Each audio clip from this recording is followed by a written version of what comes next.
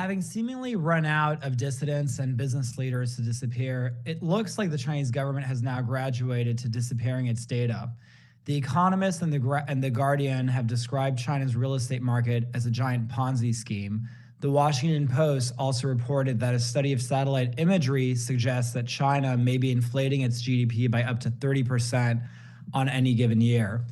If real estate activity makes up the lion's share of China's GDP growth, if China lies about its GDP numbers, if the Chinese government is juggling debt by using its right pocket to fill up its left pocket, if China is now hiding all of its underlying GDP data and investors aren't able to do any meaningful due diligence, can you explain to me how any investors can be confident that China's economy isn't a giant Ponzi scheme? And would any of you hypothetically invest your own family's retirement accounts in China?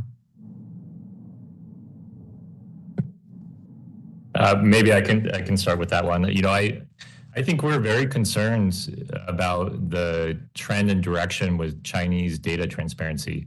I've been following Chinese data for a long time, and I think, earlier, a decade or so ago, it was actually getting better in terms of frequency and transparency for a lot of data releases. But particularly over the past 2 or 3 years, I think we've seen more and more data sets kind of not reflect what we're seeing in reality.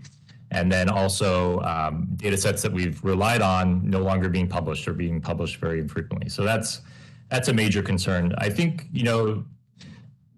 that's macro data. For company data, which is what I primarily deal with, we are always skeptical of every company's data. I think that's key to being an investor, is to approach a company's data with the skeptical mind. And so we try to rely on many different methods, looking at audited financial results, combing through financial models, talking to outside analysts, really making sure that a company's data can be triangulated in a variety of different fashions. But I think investors as a whole, if they can't get comfortable with either the macro data or the company level data coming out of China, will reduce their exposure to that market. And I think that's how do you triangulate data about a company in China?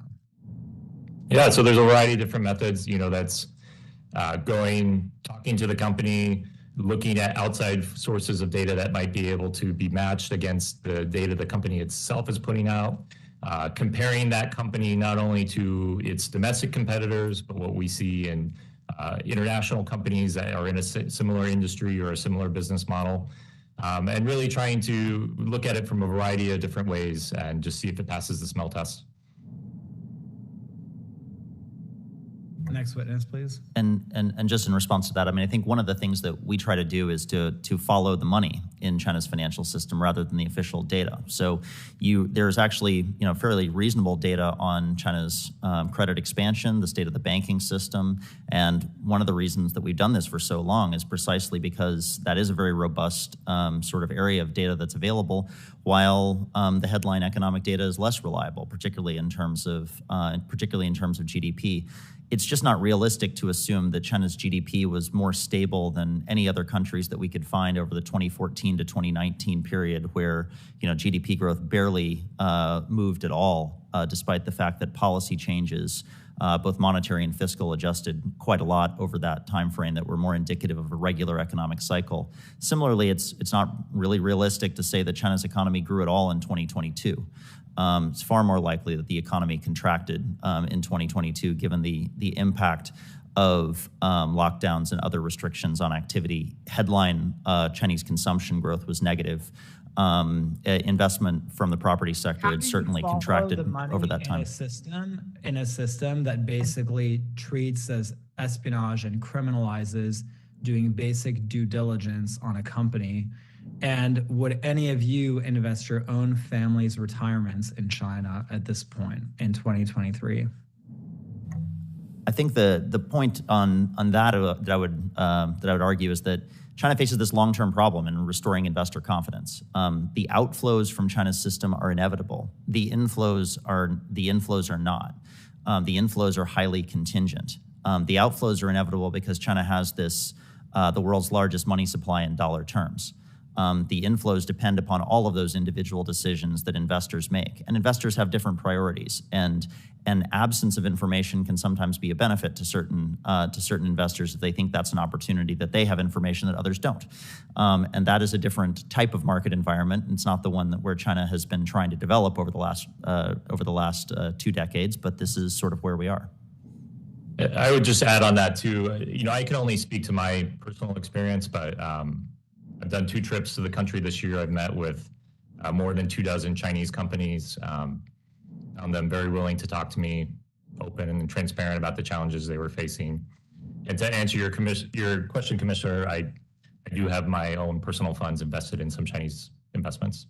And so, and you talk to Chinese business executives in China, and you don't think that Chinese business executives have a long history of misrepresenting their books and misrepresenting their information to American visitors? You don't find that there is a long 20-year track record of misrepresentations and their characterizations of their economy? You trust that we should invest billions of dollars of pension fund money in the Chinese market at this point? Yeah, we invest in a lot of difficult markets around the world, and I would say we always approach every single investment with a skeptical eye, and we never invest unless we can get beyond some of those thresholds. And you think we should be, from a U.S. government standpoint, the U.S. government should allow American pension funds to deploy billions of dollars of funds based on a smell test and verbal conversations with business executives in China, not based off of objective due diligence that every American company has to go through here in the United States that's based on disclosure, accounting rules, and so forth? Yeah, I think the most important things from a U.S. Investor perspective, I think, is transparency and disclosure. I think. Do we have transparency in China? I think just outlaw that. So I'm talking about the funds themselves. So I think it's very important for funds to be very clear about what their investment objective is, what exposure they will have, and most importantly, what are the risks that investors in a particular fund will face. And so that is a key component of investor education. And I think there's always a lot more we can do to make sure that American investors, when they invest in China or any other overseas market, really understand the risks associated with their investment. Well, I don't want to take up more time, but my view based on this exchange is that it's high time to suspend the deployment of American pension funds in China. And typically American pension funds are not in the gambling business, they're in the wealth preservation business. Thank you.